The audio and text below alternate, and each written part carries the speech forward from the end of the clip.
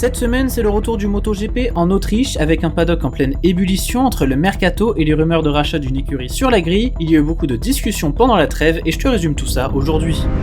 Le premier à avoir mis le feu aux poudres, c'est Günther Steiner, et là où BMW fait souvent parler d'elle au sujet de son arrivée en MotoGP pour peu d'actions en coulisses et au final rien de concret, dans le cas de Steiner, c'est assez différent. L'ancien dirigeant de Haas en Formule 1 est en discussion depuis plusieurs mois pour acheter l'écurie française Tech 3, cliente de KTM, et ce rachat serait déjà acté selon certains médias. Cependant pour l'heure tout est encore flou, Poncharal décrivant l'opération comme loin d'être terminée mais en bonne voie. À ce sujet, si tu veux en savoir plus, j'ai déjà publié une vidéo dédiée, alors n'hésite pas à aller la regarder.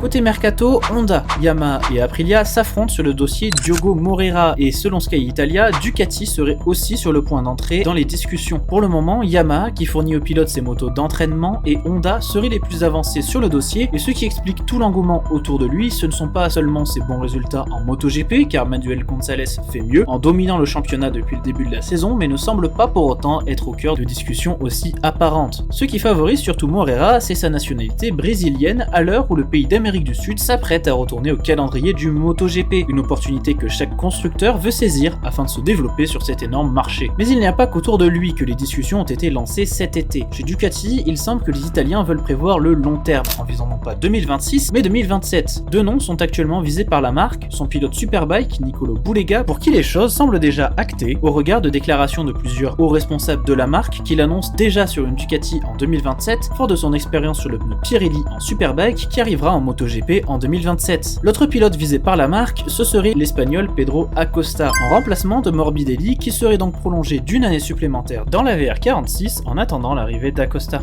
Enfin, même si ça a eu lieu avant la trêve, j'en profite aussi pour faire un petit point sur l'affaire Martin chez Aprilia, pour rappeler que maintenant tout est réglé, le champion en titre roulera bien pour la marque vénitienne l'an prochain.